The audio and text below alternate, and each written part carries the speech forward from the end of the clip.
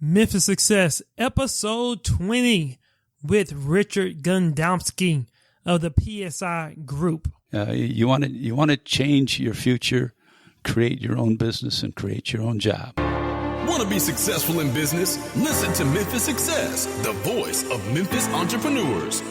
Be prepared to be challenged and inspired to dream big and take immediate action now. Memphis Go-Getters, welcome to Memphis Success, the voice of Memphis entrepreneurs. Hello, I'm your host, Darnell Reed, and I interview local entrepreneurs right here in the Mid-South to share their story and to encourage you to pursue your dreams. And today I am honored to have Mr. Richard Gadomski. He is the founder and former CEO of the PSI Group. He is a graduate of Christian Brothers. He has several other degrees. Also, he's just been heavily involved in the community.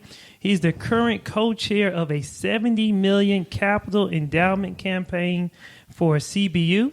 He's also a current member of the Society of Entrepreneurs. He has over 28 plus years as a board member and former chairman of Christian Brothers University. He has 20 plus years as a member of the Memphis Chamber of Commerce. He has 20 plus years in support of Memphis and Shelby County United Way, and much, much more. Also, he has some distinguished honors. He's a distinguished alumni, an award-winning alumni of the Christian Brothers University back in 1981.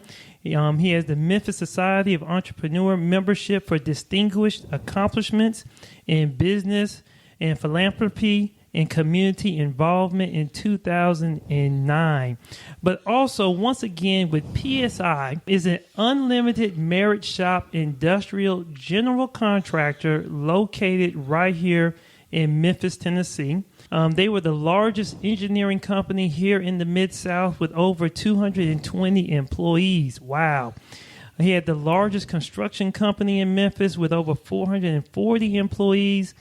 And when he retired, the revenue was in $104 million. And so, wow, it's just amazing. I met Mr. Gadomski at a recent Society of Entrepreneur meeting where he shared his amazing journey from inner city Chicago to starting PSI to eventually selling his company.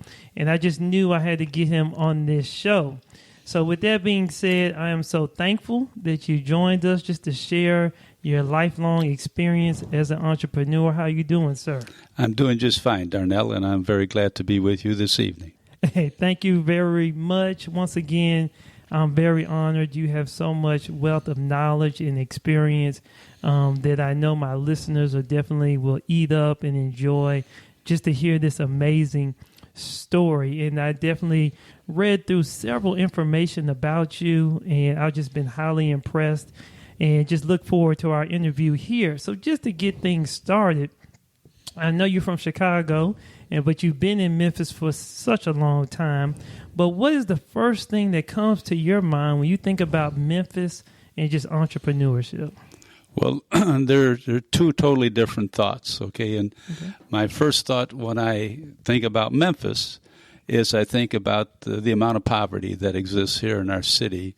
I'm an inner city kid from Chicago, and I can relate, with the needs, of inner city kids. And coming to CBU changed my life. I was fortunate to have a Christian Brothers education, and my brother and I are the only ones in our generation that ever made it to college. But college changed our lives, and they changed the opportunities for our families. And it's kind of the mission I have today after selling my business is to support the university that provided my education. And our role at CBU is to educate the inner city poor. That's the founding of the Christian Brothers, was to educate the inner city poor of Paris. Now they educate people in 80 different countries throughout the world. They're the largest teaching order of the Catholic Church. And so that's my mission today, is to support the university that gave me this education opportunity, because I know the only way to break the cycle of poverty in Memphis is to educate the youth.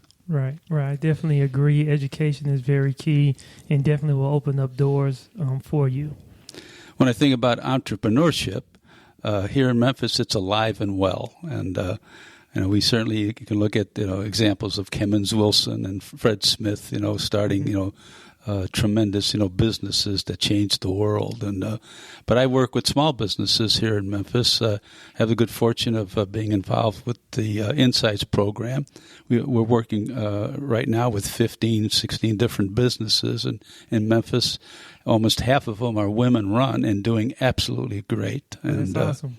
So you can just see you want to change your future, create your own business, and create your own job.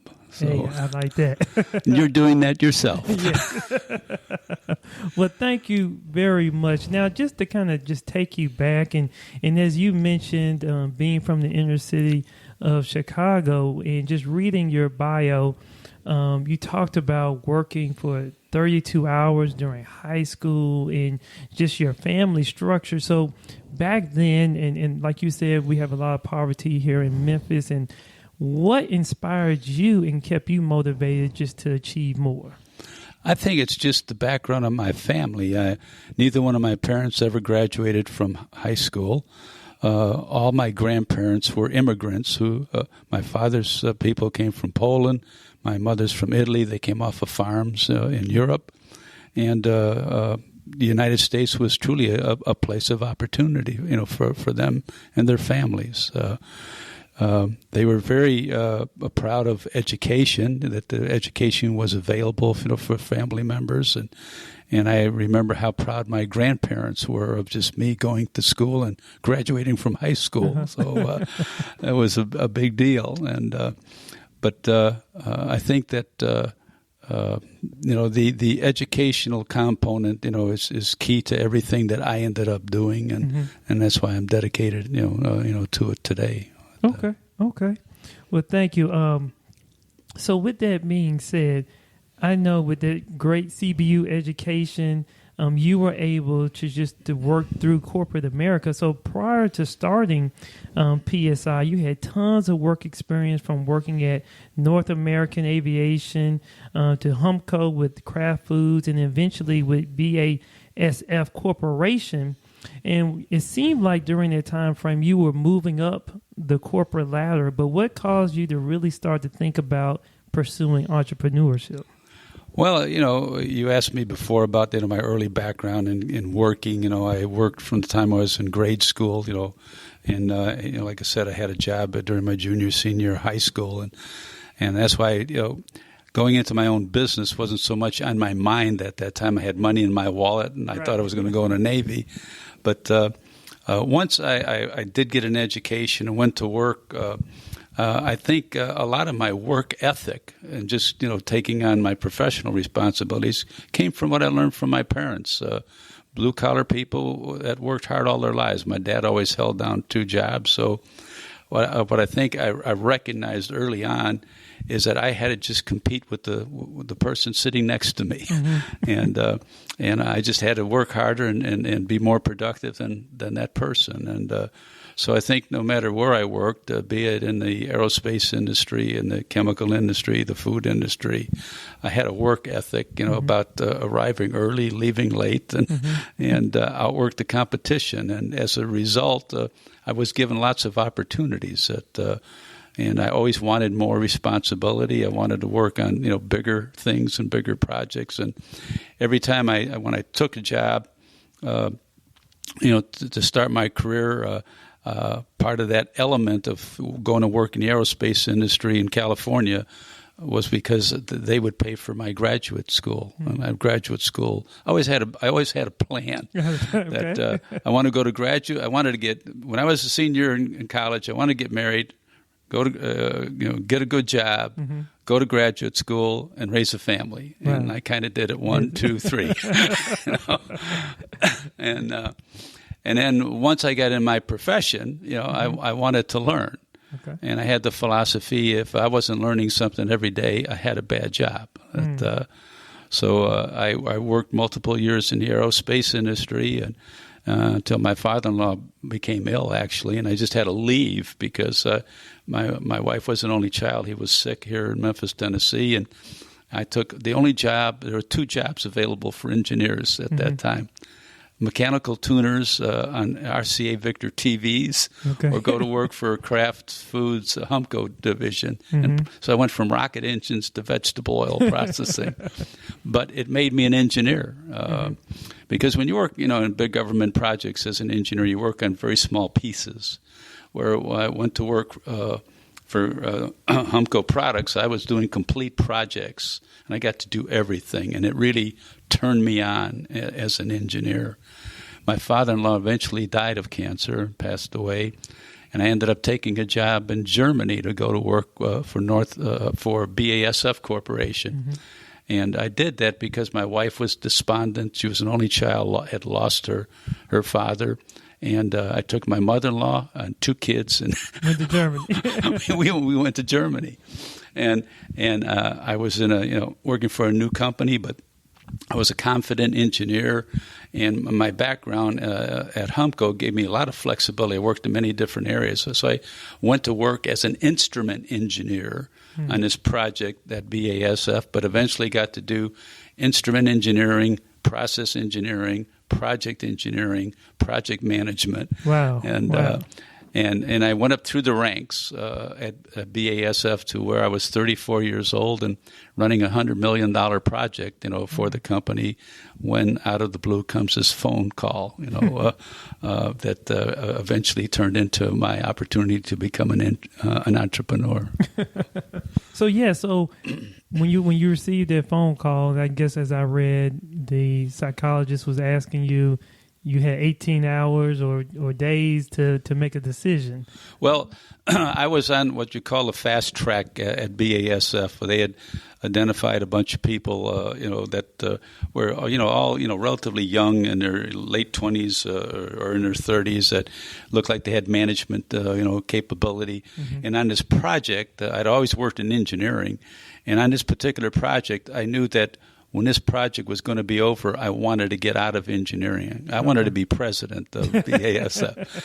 And I knew that I had to get out of engineering. I wanted to move into production. So in this plant that I was helping to design and build, I wanted to move into production management with that. That was going to be my goal for my next job.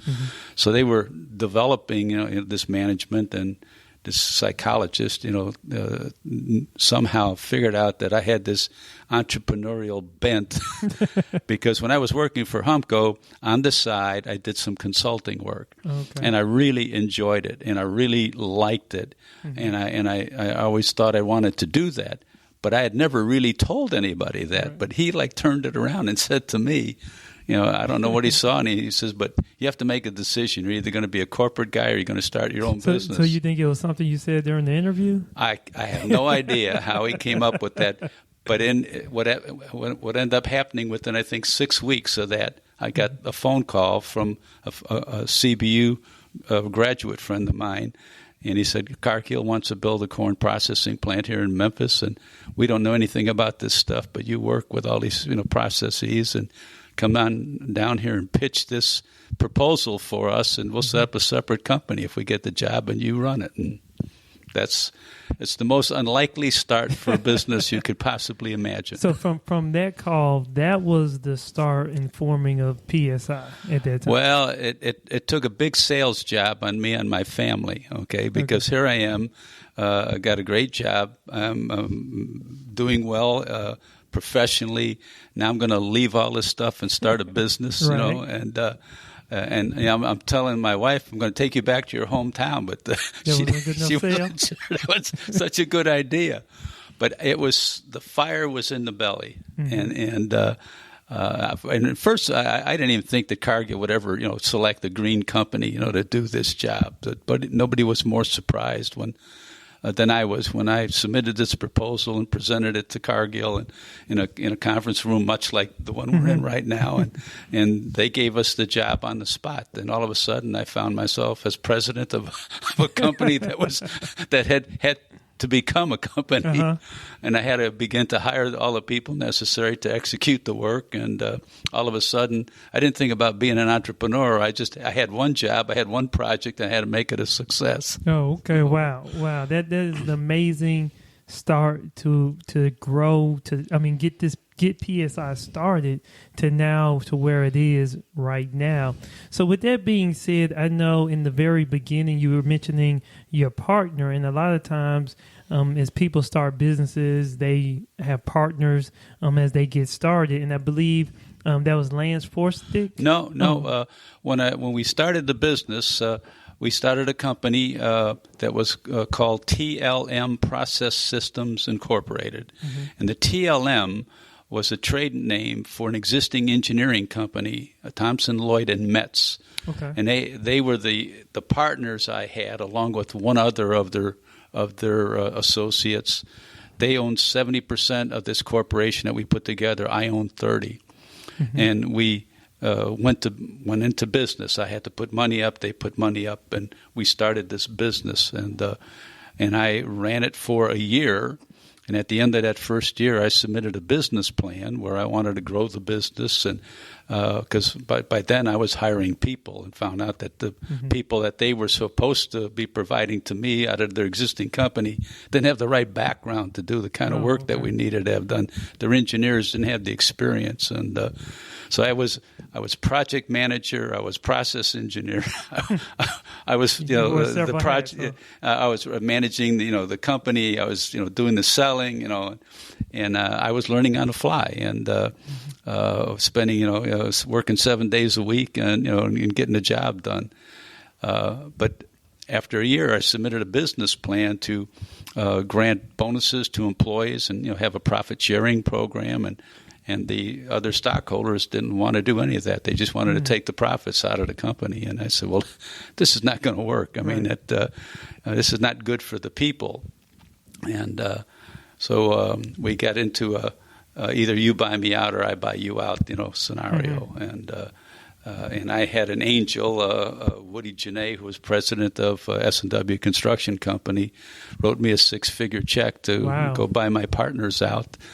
And after that, we took off like a rocket ship. And we had that one project that was a grassroots corn processing plant here in Memphis. And right after that, they gave us an opportunity to design a process to make high fructose corn syrup. Cargill had never done that before. And I hired one of the engineers I used to work with at BASF. We set up a pilot plant at Elkhart, Indiana, with Miles Laboratories, and developed in a pilot plant a process to make high fructose corn syrup. And through that, we ended up becoming kind of the world's expert on high fructose corn syrup, and did all of Cargill's and eventually got into Staley's fructose business, and ended up really designing about 50% of the world's capacity for high fructose corn syrup. And from that, we got into corn starches and corn sweeteners, and eventually fuel ethanol. After 7 years, we had 190 employees, a $10 million business doing engineering, procurement, and construction management. And we had just completed the largest capital project ever built in the state of Tennessee as engineers for Staley's Loudon, Tennessee high fructose and fuel ethanol plant. Well, that's amazing. I mean, just the growth and just having so many employees. But if you don't mind, I want to just go back to it seemed like a turning point in your business where you said that you eventually bought out your other shareholders in your business, and it seemed like you wanted to give your employees that benefit, additional benefit. So there were 4 key guys I started the business with in year 1. Well, actually, there's 2 in year 1 and 2 in year 2. And I gave those 4 people stock options, and they can buy into the business. And those became, I ended up with 5 stockholders. I had the majority share, but the other 4 had, interest in the company. And we, like I said, we grew that business, and we were shot out of the cannon. And then our most successful year, our 7th year, I thought we were such hot shots and knew everything, and business would go on forever. And our business became so one-dimensional. All we were doing was corn processing plants, and we built ourselves out of business. Wow. We did these plants all over the world, and there was a downturn in the economy in the early 80s. Capital spending froze up. I had to lay off 50% of my workforce. Oh, wow. And I found out I wasn't such a hot shot after all. So what was one of the things that I guess you kind of just learned from that experience of just seeing your business just grow so fast? Was it that you just became overconfident? Yeah, I think that was. I think I became overconfident, and the Lord has a way of straightening you out. And, right. So we had our most profitable year, followed by our biggest loss, the next year. But that happened 3 times in the business cycle, and that each time we bounced back bigger than ever. And so, what I learned was tenacity. It just and it took me a long time to recover because after the first 7 years, I lost a lot of self-confidence, and I kind of had to regrow it again. But I diversified the business.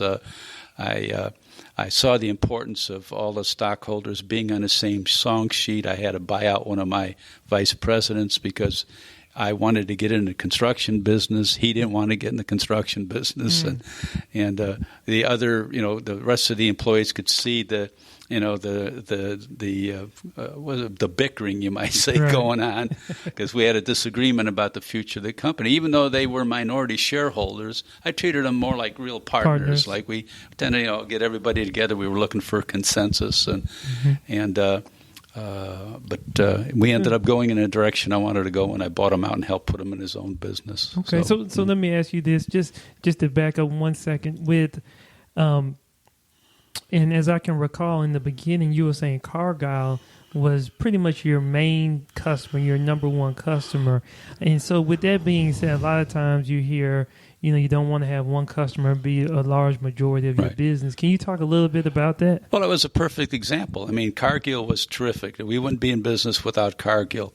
But because we kept doing work with Cargill, each job they negotiated lower prices. And they became one of the least profitable companies to do business. And then eventually, we really lost Cargill as a customer. And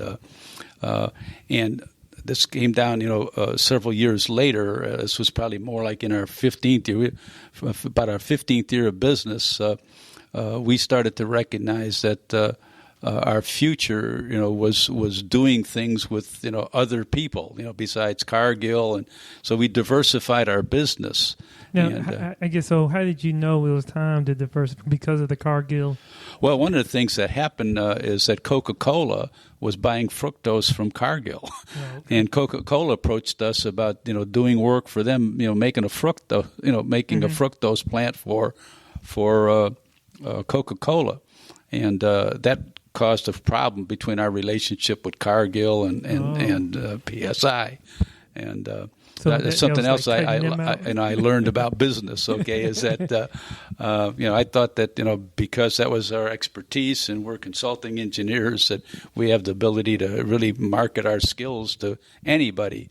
But Cargill, they started my company, and I guess they felt that we shouldn't do business with anybody else. But my future was in doing business because that's where our expertise was in processing corn and processing starches, and that's where we grew our business. Was when we started working with other people in the corn processing industry besides Cargill, and so we developed new clients, and we developed new markets. We went into chemicals. We went into ethanol.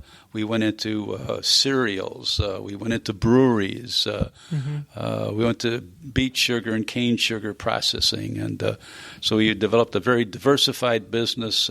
And these ups and downs in businesses flattened out because we had far more customers, and the big turning point, our big aha moment, for our company was becoming a turnkey contractor, where we would design a plant, guarantee its cost, guarantee its completion schedule, guarantee its basically return on investment, and complete turnkey plant. So yeah, I guess I've always heard, and I'm not in the construction industry, but I've always heard the cost really is when those estimates just get out of whack, and it takes much longer than what.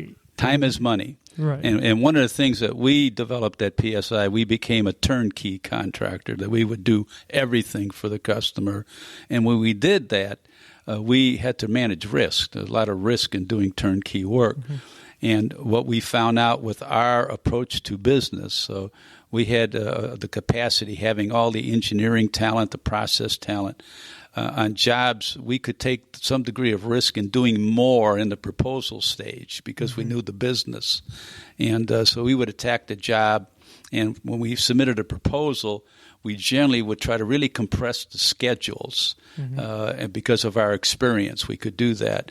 And we would take bonus penalty contracts on completion. Wow. And that's a lot of times that was the difference in us getting a contract and not getting a contract. Just to clarify, that means if you didn't hit the date that you would be penalized or maybe charged a certain fee? Yes. Oh, wow. So there was money at risk, and these were pretty big dollars, too. I mean, these could be measured in hundreds of thousands or millions of dollars. So the nature of the design build, is risk management, and I think we did that very well as a company. Okay. Wow, that is truly an amazing story there. So, just to help some of our listeners, our Memphis go-getters, as you were growing your business, was there anything in hindsight you would have done differently, or you would advise other entrepreneurs about how to manage growth of their business? I'll tell you, the way I learned the business was baptism of blood, and that's not a good way to learn. Right. And so I learned by making a lot of mistakes. I hired a lot of people we should have never hired, and I recognized, that I didn't have a lot of skills that we really needed, in the business. So experience is always better than education. Although I always had this great ability, I thought I can do, anything. Well, that's not so. Okay.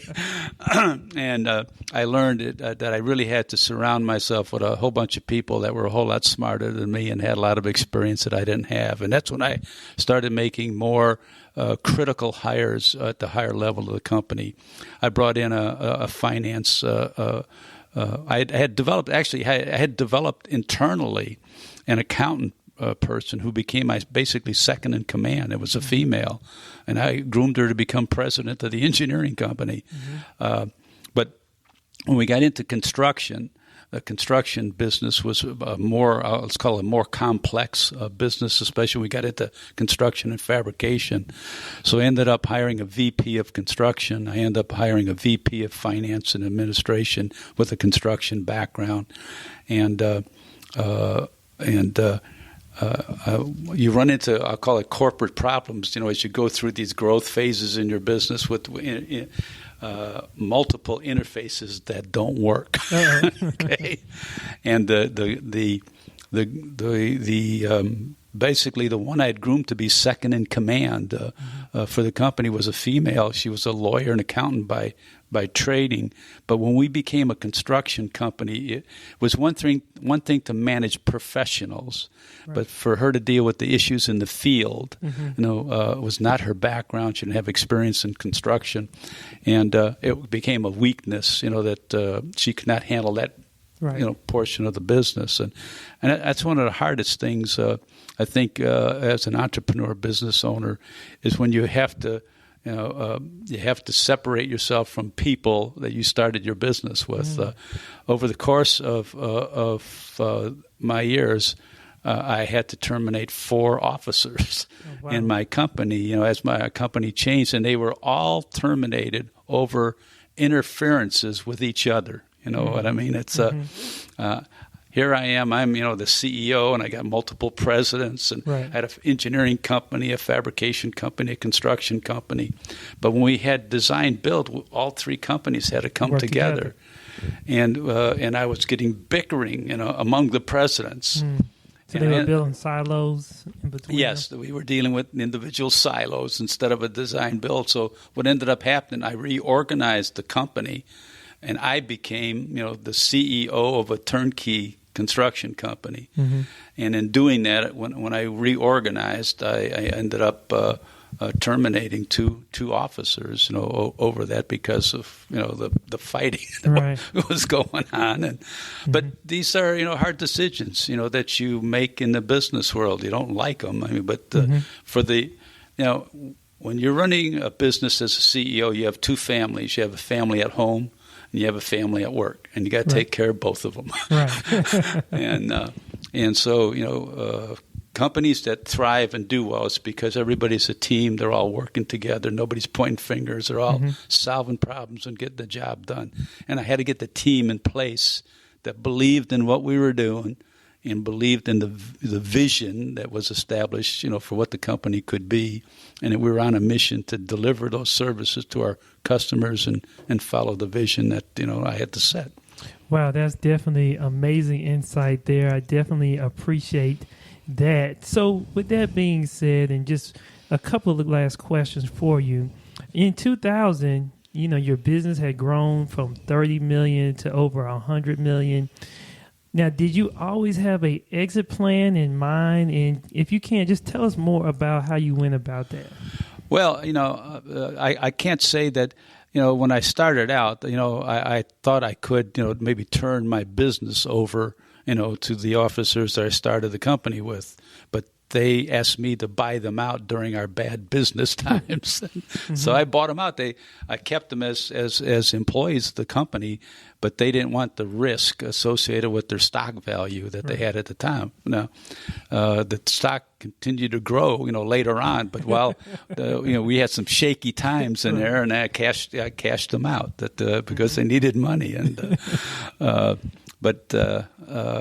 I was trying to develop resources that could take over the business, but because we became, so successful, my outside board, really, said you need to bring in some consultants and take a look at, what the value of this company is, and you look at, strategies to sell. I looked at ESOPs. I looked at being acquired by other companies like us, but I was big on technology, and our business grew because we knew our clients' business. We knew their processes. We kept up the latest technology. We could go into a plant and improve its performance. We could give them a return on investment. We could give them higher yields. We could save them money. And so I had worked with Lurgi in Germany, and they're a great process company. It had all these technologies. They had 13 different technologies, things like, environmental treatment, boilers, petrochem industry, plastics, wastewater treatment. There's all these, different, so I sold my business to a company I thought could expand our company, and they did. I mean, after I sold the business, my wife developed cancer, and but I left the business because she passed away, and I didn't have the heart in the business anymore. They needed somebody who could kind of put the fire and the passion, back in the business, because I was grieving at the time. But they built the company sales up to over $350 million. Oh, wow.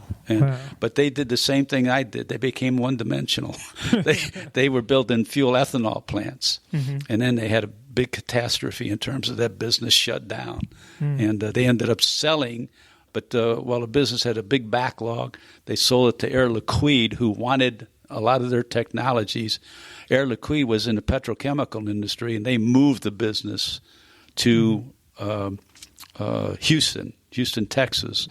But they weren't interested in what our core business was historically, corn processing. And so they took it in a totally different direction. Okay. Now let me ask you this, just for last words of advice for our entrepreneurs. If you could start all over again, and someone who may be listening now and they're just starting their business, and this question is more around focus and where they should spend their time. And there's normally, I consider 4 areas for consideration, but if there's extras, let me know. But if you had 4 areas to invest your time, where would you invest it? Would it be into your leadership, hustle, education, or networking? How would you advise entrepreneurs today? Well, the number one thing of any entrepreneur has to be leadership, okay? Companies are successful, entrepreneurial companies are successful because of the leader. It's the responsibility of the leader to create the vision, to set the mission of the company. And, I'm a great believer in passion in leadership, and with a lot of passion and the right plan and the right resources, you can really build successful businesses. So it starts with leadership. I deal with that at Christian Brothers University. If you look at the things that have happened to CBU over the years to make CBU successful in its mission, is because of the leadership that exists at the university. And John Smerly, our current president, was brought in a little over 6 years ago to take over the university. He came from a bigger school. He had more experience. He brought new vision, example, okay? He's just coming to look at what we're doing. And I was, at that time, I was chair of plants and grounds. We're putting in a new residence hall. Mm-hmm. And he's looking at the plans on the residence hall, and he says, "Where's the classroom?" And I said, "John, this is a residence hall." He says, "No, it's not a residence hall. It's a living learning center. Oh. This is where these kids are going to live, and this is where they're going to learn." And so that new residence hall, we put on an extension to it, a classroom. And what they do there is they do tutoring. They have they come up with a sustainability program, and the sustainability program is run in that residence hall, oh, wow. Okay. and with mostly students, involved, in that program. So now we're adding to the various residence halls these types of learning facilities, so the kids are in, I'll call it a family environment, a nurturing environment where upperclassmen are working with freshmen and sophomores and helping them learn, their field of study, in the residence hall environments that exist at the university. Another example was at that time that John was just coming on board, we had just built the latest building addition, which was a brand new science building. And John looked at our program, and we got a great reputation for pre-med. We have over an 85% acceptance rate to med school forever. Wow. Since the beginning of our pre-med program. And the other pre-professional schools are like pharmacy and veterinary. All these are probably even in 90%. But he says, we need a PA program. And everybody looked around in the board of trustees and, what's a PA program? We had no physician's assistant program here in West Tennessee. Oh. That title was not known. We had nurse practitioners, but these are two different things. So we started doing a little bit of homework. What's a PA?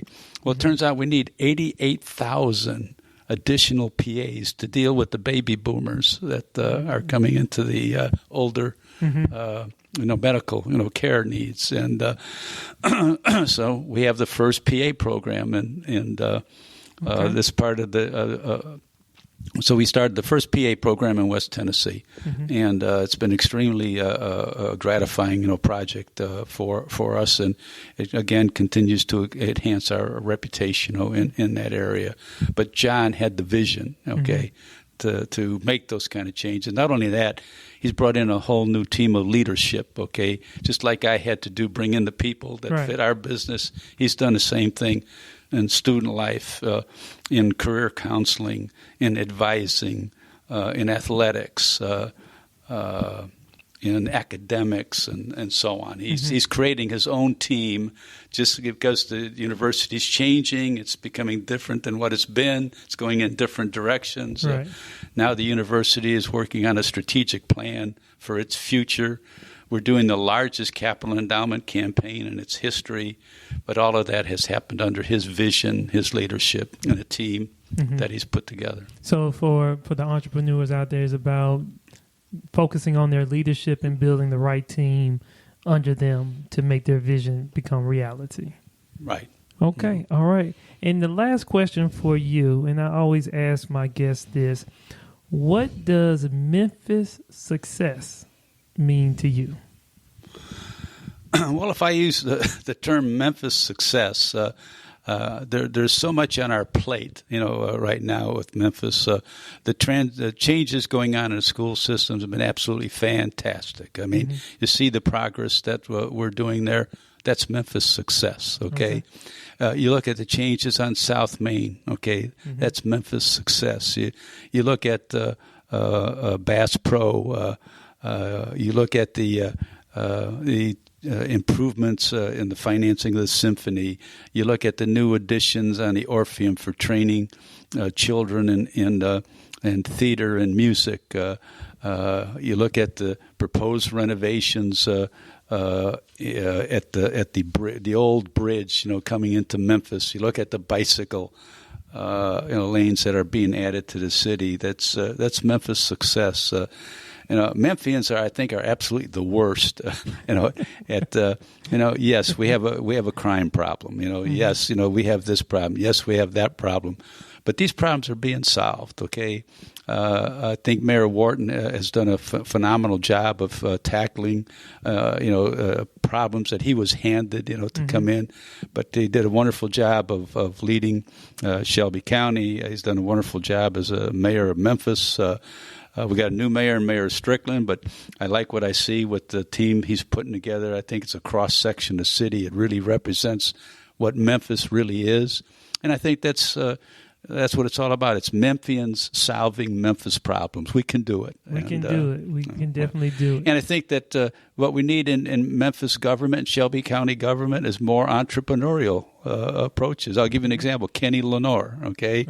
I mean, look at the things that he's done in his office, okay, about dealing with these blighted properties, okay, and making these trying to get these properties off the books. You look at the improvements he's made in the collection on taxes. He changed the way things were done, and that's what entrepreneurs do. My job, as leader of PSI, was to make changes happen all the time. And I drive people at Christian Brothers University crazy because I keep trying to change the way things are done. Right. Well, thank you very much, Mr. Gadomski. You shared so much valuable information. Memphis Go-Getters, if you visit memphissuccess.com, I will have the show notes with just some of the various key tidbits and advice that he shared. Once again, sign up, become a Memphis Go-Getter, get all of the latest updates and tips and advice. And once again, thank you very much. And one thing I would just like to add, one of the things that we had talked about a little earlier, that before we started this podcast here, was you asked me about some recommendations about where entrepreneurs can learn things, and I just like to give them some references. Okay, the Society of Entrepreneurs has a tremendous website. You can access it at soememphis.com. soememphis.com. Also, we have two programs. One's called the Insight Group, and the other's called Core Conversations. One is for businesses that want to be mentored for the Society of Entrepreneurs. The other is for anybody to just show up and listen to entrepreneurs, okay? We have luncheons and teaching sessions in both of those. Once a month for each of those groups. There's another website called epimemphis.com, and that's Epicenter. And the Epicenter is run through the Memphis Bioworks Foundation with a goal of starting 500 new companies and 1,000 new engineers by 2024. Okay. And so I encourage entrepreneur wannabes to check that out. And one of the very best books I've ever found to learn how to be a better leader and manager was written in 1974 by Peter Drucker. It's called Management, Tasks, Responsibility, and Practices. And I don't care if it's 40 years old. It's one of the best reads, for if you want to learn how to lead and manage a business. get Peter Drucker's book, 1974. Well, awesome. That's great. Once again, Memphis Go-Getters, I will have all the links to those websites that he just provided. I will also have a link to Peter Drucker's book, so you can purchase that book as well. That's some very valuable information. As he mentioned, that's where I met him at one of the Society of Entrepreneurs luncheons. Core Conversations. It was definitely valuable, just meeting other entrepreneurs, hearing them share their story, just be inspired by others. And so, once again, Memphis Go-Getter, visit memphissuccess.com. I will have all the show notes there. Mr. Gadomski, thank you very much for being on the show. And Memphis Go-Getters, as always, dream big, take action, and make money. Thank you for listening to Memphis Success, the voice of Memphis entrepreneurs. Sign up now at memphissuccess.com to become a Memphis Go-Getter and receive all the latest information and free gifts. Because your success is Memphis Success.